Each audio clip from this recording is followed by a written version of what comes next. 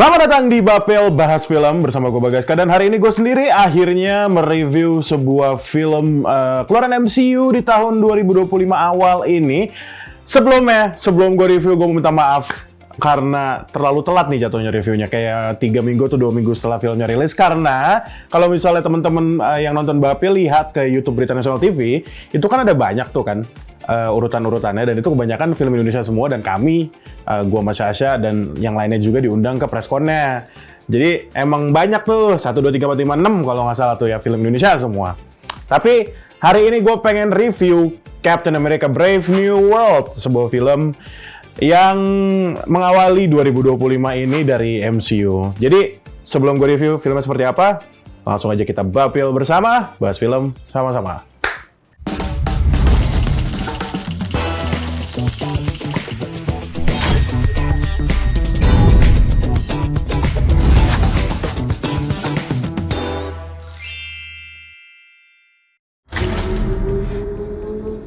You asked for me. Here I am. You want to help me? Is there anything you remember?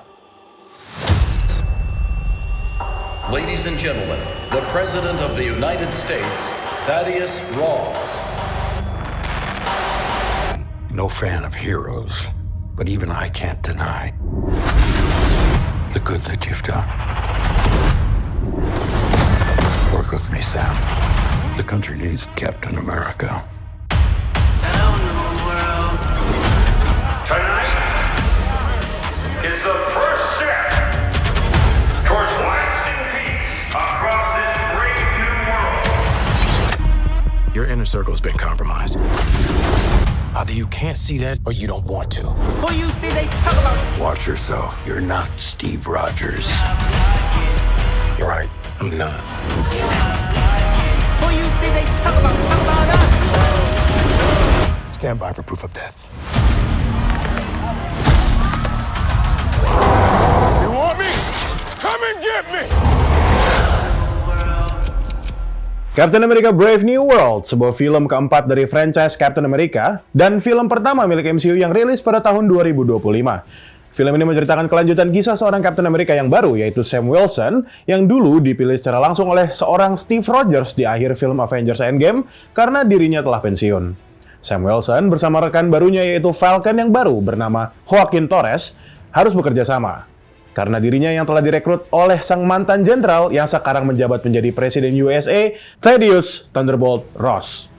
Setelah dirinya berusaha untuk membatasi aktivitas Avengers pada film Civil War, kali ini justru Thunderbolt Ross meminta pertolongan Sam Wilson agar Avengers dapat dibangun lagi dan merasa bahwa Amerika Serikat membutuhkan para Avengers yang baru. Ross juga memiliki sebuah pekerjaan yang sangat besar, yaitu perjanjian dengan banyak negara maju mengenai Pulau Celestial yang berada di Samudra Hindia.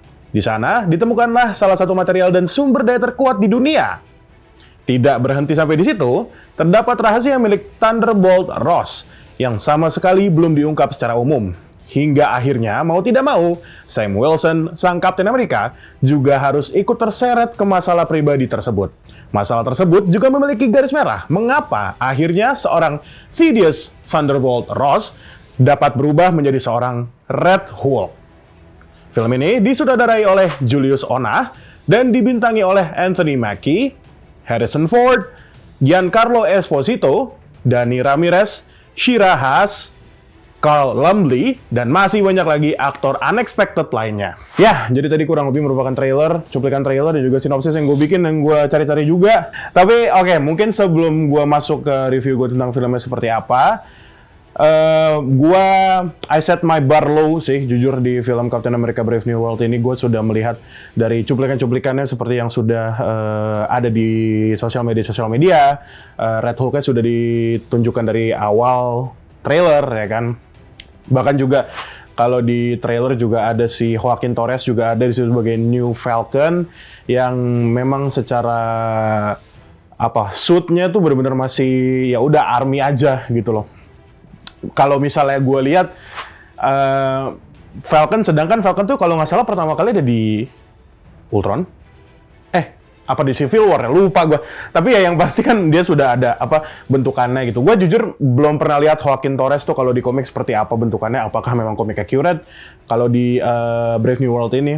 Tapi ya udah, intinya adalah ekspektasi gue tidak sebesar itu, tidak setinggi itu untuk film Captain America Brave New World. Karena apa sih film MCU atau series MCU yang gue tonton terakhir dan bikin gue kayak wah, yang nggak sinema juga sih. Tapi ya maksudnya ini bagus gitu loh. Ini MCU is coming back, Marvel is coming back. Mungkin Loki 1, Loki 2. Mungkin sebelumnya juga ada Moon Knight, ada WandaVision juga. Itu kan series Disney Plus semua kan. Gue sangat terhibur nonton series-series itu dan gue ngerasa asik gitu loh, dari storytelling, dari karakter, dari CGI ya. Gimana sih CGI zaman sekarang terutama di MCU atau di Marvel atau di Disney. Oke, sedangkan untuk film ini dimulai dengan tanpa intro MCU yang biasa dimulai ya kan, film-film MCU, dan bervariatif gitu loh. Mereka punya nggak selalu lagu yang itu, atau ada tuh yang Wakanda Forever ya kan, Black Panther Wakanda Forever, dia benar-benar dimulai dengan ya udah kompilasi foto-foto T'Challa alias mendiang Chadwick Boseman gitu. Bahkan kalau gua nggak salah ya, Deadpool and Wolverine tuh tetap ada gitu loh intro Marvel-nya. Ya, di sini entah kenapa dihilangkan, dan itu menjadi sebuah kontroversi buat orang-orang gitu loh, terutama untuk fanboy dan fangirl MCU. Kayak kenapa harus dihilangkan? Apakah urgensinya apa? Apakah memang ini emang mau dibikin film serius? Karena tetap ada Marvel Present, cuma ya udah nggak ikonik aja, menghilang gitu loh. The MCU itu menghilang gitu tanpa ada intro itu. Tapi memang kalau nggak salah sih film ini langsung dimulai dengan dar der dor, seingat gue ya. Jadi si Sam Wilson yang langsung turun ya kan, langsung menggunakan armornya yang dari Falcon and the Winter Soldier. Sekarang udah pakai teknologi Wakanda semua-muanya gitu loh, alias Vibranium namanya, gue lupa. Ya, tapi kalau secara itu ekspektasi gue dan first impression gue ke film Brave New World ya, gitu loh. Tapi kalau secara keseluruhan, kita mulai masuk ke, gue pengen nyoba masuk ke penulisan kali ya. Karena seperti biasa, Bagaska kalau misalnya mau review film itu nyatet, biar gue nggak lupa juga, biar gue nggak dead air gitu loh. Guys, bikin review film 24 menit itu nggak mudah guys, sumpah. Kan orang-orang kalau review film kayak ya udah 9 menit kelar atau kayak 15 menit kelar. Ini di sini harus 25 menit maksimal. Susah loh itu. Agak curhat dikit. Nah, kalau ngomongin penulisan, agak kaget. Karena kalau misalnya gue nonton First Avenger, Winter Soldier, Civil War, Captain America, ya udah another superhero movie yang dimana memang bukan bermaksud racial atau rasis ya kan, tapi kan kita tahu Black Captain America sekarang gitu loh, ya udahlah. Itu jelas ya, which is sebenarnya nggak masalah juga sih kalau misalnya acting atau karakterisasinya bagus, ya udah aja gitu loh. Jadi pas gue lihat penulisannya, ini berasa kayak gue nonton Bad Boys, tau gak lu, kayak karena di sini kan yang paling banyak adalah interaksi antara Isaiah Bradley, bukan yang paling banyak sih, salah satu yang terbanyak adalah Isaiah Bradley sama Sam Wilson ya kan. Jadi gue ngelihat, gue ngobrol lagi-lagi gue nonton sama temen gue ngomong, kayak nonton Bad Boys gitu. Rush Hour, nggak Rush Hour sih itu lebih ke Jackie Chan. Tapi ya mungkin gue bisa kalau dari catatan gue, gue mau ngomongin Red Hulk juga, Harrison Ford sebagai Red Hulk, sebagai Thaddeus, gimana sih cara bacanya, Thunderbolt Ross, dan banyak lagi. Jadi jangan kemana-mana, tetap di Bapil Bahas Film.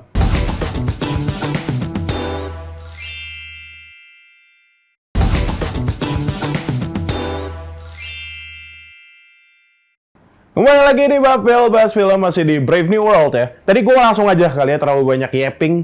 Tadi gue pengen ngomongin tentang Harrison Ford. Nah, kalau masalah penulisan tadi ya udah, sebenarnya gue nggak ada terlalu masalah. Paling mereka mainan politik lagi, another Captain America with the politics. Tapi jujur lemah, kayak politiknya gimmick aja buat gue, lewat aja. At the same time juga kalau ngomongin penulisan, scattered.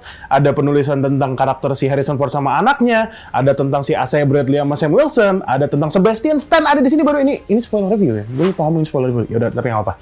Ada Sebastian Stan sebagai Bucky di sini yang emang bener-bener jenguk si Joaquin Torres dan bener-bener mendatangkan Sam Wilson di sini. Mungkin ya Jadi gue jadi keinget Falcon and the Winter Soldier aja. Gue jujur lumayan suka lah sama series yang itu, walaupun not my best pick gitu loh. Ya, kembali lagi, penulisan tadi kurang lebih seperti itu. Gak ada yang berat atau apa. Politiknya juga politik enteng, walaupun ya ceritanya mungkin memang negara gitu kan. Ini kan di Pulau Celestial. Bagi yang belum nonton The Celestial sih nama apa sih sebut nama movie-nya? Kalau nggak salah Celestials itu harus nonton dulu biar tahu ini tuh pulau apa gitu loh yang ada di sini, yang lagi didatangkan sama Harrison Ford dan kawan-kawan. Terus ada ini berhubungan sama film lain juga ya kan, tapi nanti itunya we'll get there. Harrison Ford, gimana guys Harrison Ford? Jujur gua ketawa bukan gara-gara apa-apa, tapi kita tahu Harrison Ford itu merupakan seorang Indiana Jones. Harrison Ford merupakan seorang Han Solo yang udah banget ikonik di tahun 90-an atau mungkin 80-an gitu kan. Jadi pas gua ngelihat Harrison Ford jadi Red Hulk, gak aneh aja sih. Karena CGI-nya bener-bener muka Harrison Ford yang dibikin merah dan besar. Terus kalau ngomongin rambut, Harrison Ford kan memang sudah beruban. Terus pas udah jadi Red Hulk kayak, oke, rambutnya warna hitam lagi, walaupun ada sedikit kayak uban-uban gitu di sininya gitu. Tertawa aja sih gue ngeliatnya. Karena ya gue sudah tahu beliau sebagai Han Solo, sebagai Indiana Jones yang sudah sangat ikonik di dunia sinema juga. Terus sekarang di 2025, beliau menjadi Red Hulk gitu. Nah, ngomong-ngomong soal Red Hulk dan juga Hulk, buat yang belum nonton Incredible Hulk 2008, silakan ditonton dulu. Karena, lagi-lagi spoiler alert, salah satu villain yang ngedrive villain yang ngedrive film ini adalah The Leader, alias Samuel L. Stearns, alias siapa nama aktornya, bentar tadi gue tulis tuh sampai lupa. Tim Blake lah pokoknya. Mr. Blue akhirnya kembali setelah 17 tahun, dirinya menghilang setelah terkena radiasi gamma di otaknya.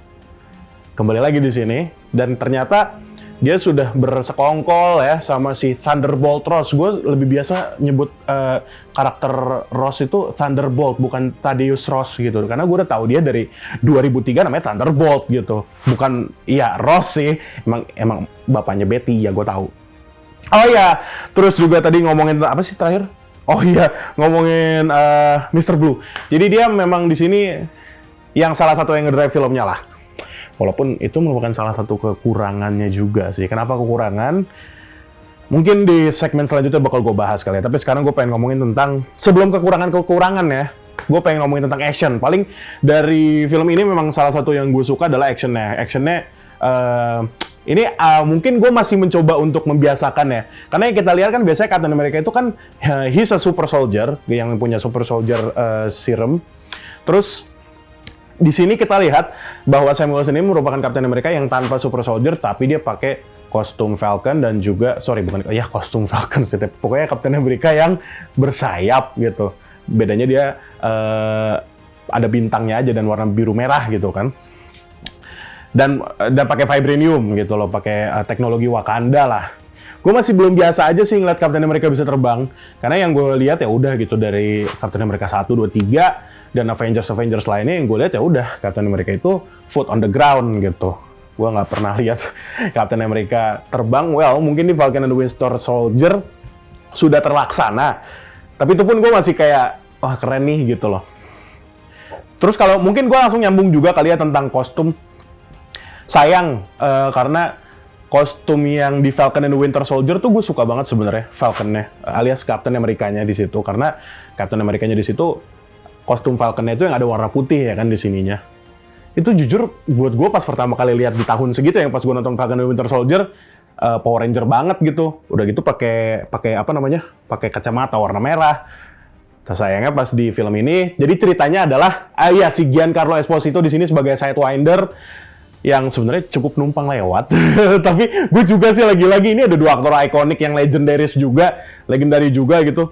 Si Giancarlo Esposito sama Harrison Ford. Giancarlo Esposito yang kita tahu ya Gus Fring, terus juga ada si Moff Gideon kalau di Star Wars, Mendo. Jadi gue juga tertawa sih jujur melihat. Kalau misalnya di game juga Far Cry 6, dia jadi salah satu bosnya, salah satu villainnya di situ. Jadi pas gue ngeliat di situ kayak, well, he's being himself, tapi it worked out gitu loh. Amazing actor gitu, beneran legendary gitu. Oh iya, tadi ngomongin kostum, yang kostumnya jadi ceritanya kostumnya itu kayak ke set gitu loh, ke apa? Kayak kena kebeset lah. Jadi dia mau ngomong harus ganti kostumnya jadi yang baru. Well, toy purpose ya. Itu gue nggak muna lah kayak gitu-gitu. Ya, terus oke, mungkin gue udah bisa ke itu. Jujur kalau yang dari bagus-bagusnya memang action pack aja sih film ini. Nah, ngomong-ngomong soal bagus, berarti kalau bagus ada jelek juga. Jeleknya lumayan banyak sih, tapi gue nyisa satu segmen. Jadi jangan kemana-mana, tetap di Bapil Bahas Film.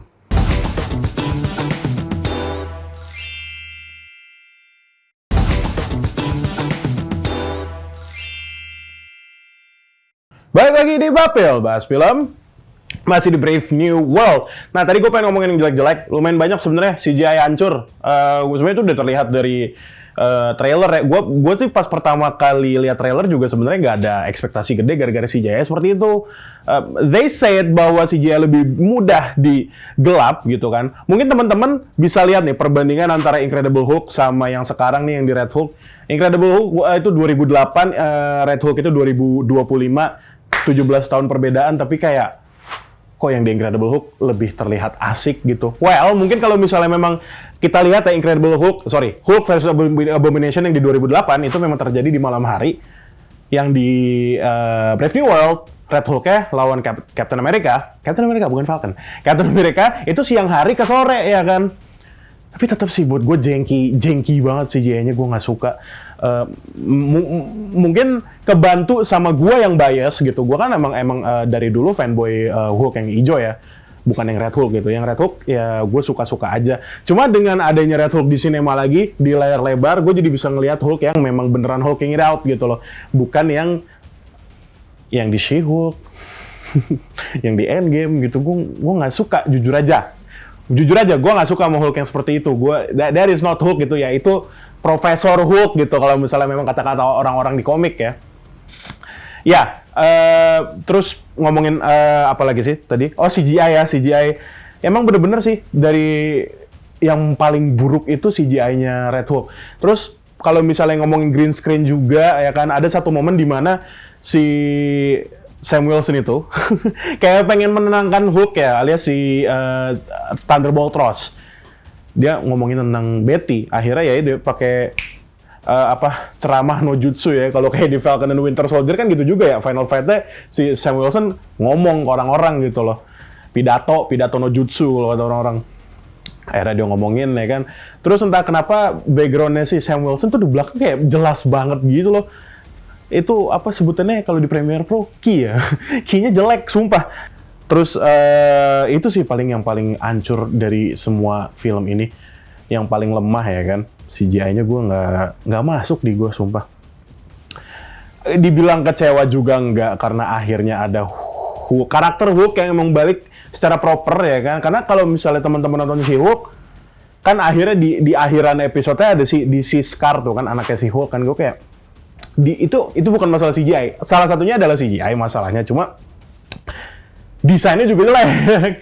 Nah untungnya gue jujur walaupun CGI-nya di sini hancur, tetap terlihat menyeramkan gitu loh. Gue akhirnya bisa merasa tegang lagi dengan adanya Hulk di layar lebar dan warna merah pula gitu.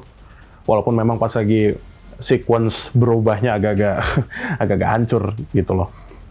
Ya, paling itu sih gue yang pengen gue review untuk dari Captain America Brave New World gitu kan. Nah, terus kalau misalnya ke depannya gimana nih? Nah, ini jadi bikin teori-teori untuk para fans kali ya, karena di bulan Juli nanti bakal ada Fantastic Four First Steps yang katanya First Steps itu bukan di universe yang utama. Kemungkinan besar, pasti kan yang Brave New World ini kan universe utama.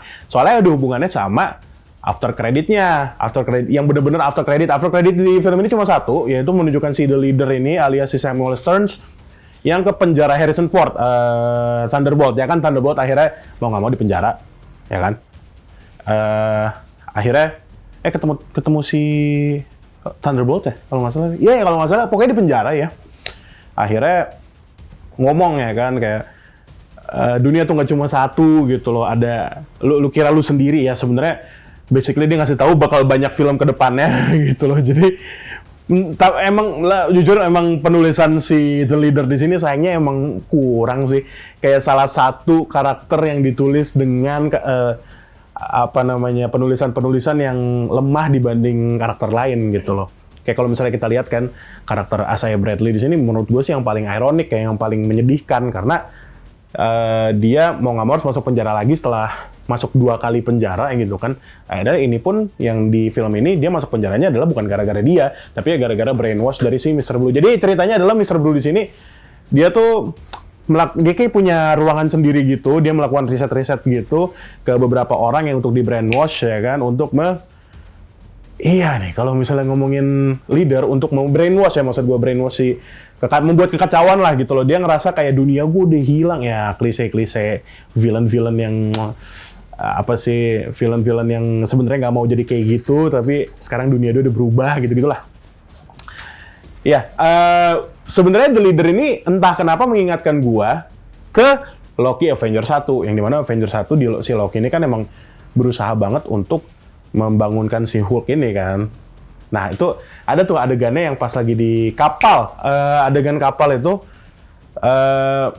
hampir banget si Thunderbolts itu jadi Red Hulk di situ, tapi sayangnya enggak ya karena ya inilah. Dan pokoknya si Thunderbolts ini kenapa bisa jadi Red Hulk-nya itu bukan gara-gara kayak kalau di film Hulk yang lain kan memang kita tahu kena gamma ray gitu kan. Ini sebenarnya dari si The Leader itu kayak bukan kena pil, disuruh minum pil gitulah. Nah, mungkin kalau misalnya teman-teman juga bingung kenapa gue kebanyakan Hulk ya itu lagi-lagi sih ya. Ini penyakitnya Captain America sejak film Winter Soldier. Captain America First Avenger itu nyeritain tentang Captain America masih oke tuh, masih aman. Captain America Winter Soldier mulai nyeritain tentang Winter Soldier alias si Sebastian Stan sebagai Bucky. Terus Civil War, Pak. Civil War, ya kita tahu di situ tiba-tiba ada Spider-Man, tiba-tiba ada Black Panther, ya kan? Nah, di Brave New World, ini makin banyak nih. Salah satunya ada Red Hulk, ada The Leader, terus juga ada Sidewinder. Itu juga mau membuka jalan ke Serpent lah. Apa namanya itu? Serpent kan? Tapi ya, satu karakter yang menurut gue sangat mengganggu juga. Walaupun sebenarnya nggak terlalu mengganggu, tapi gue ngerasa dia mencoba menjadi seseorang banget gitu. Jadi misalnya, kalian inget ini kan, War Machine kan, alias si Rhodey ya kan? Si Joaquin Torres di sini penulisannya kayak he's trying to be Rhodey banget gitu loh. Jadi kayak menurut gue, coba lah gitu. Apa sih sebutannya? Ini kayak bukan bandel sih. Kalau si Rhodey kan sok cool gitu lah, kayak dibanding partner utamanya gitu loh. Jadi menurut gue penulisannya terlalu another Rhodey yang gagal menurut gue. Tapi ya nggak tahu juga sih, karena di film ini dia kebanyakan pingsan. Tapi ya paling itu ya. Baru Liv Tyler juga di sini, gue nggak tahu dia ada benar apa nggak depan kamera karena mukanya agak-agak gimana gitu. Apa gitu pakai CGI atau AI, gue nggak tahu. Kayak bener-bener di akhir doang gitu loh. Tapi ya, itu sih paling yang bisa gue review dari Brave New World ya. Nah, menurut teman-teman gimana? Gue ada ekspektasi besar di First Steps ya. Itu aja sih, tapi sisanya terserah gitu. Ya udah kalau gitu, gue udahin aja sampai sini lah. Kalau gitu, terima kasih sudah nonton Bapil sampai sini dan saksikan terus Bapil Bahas Film. Dadah.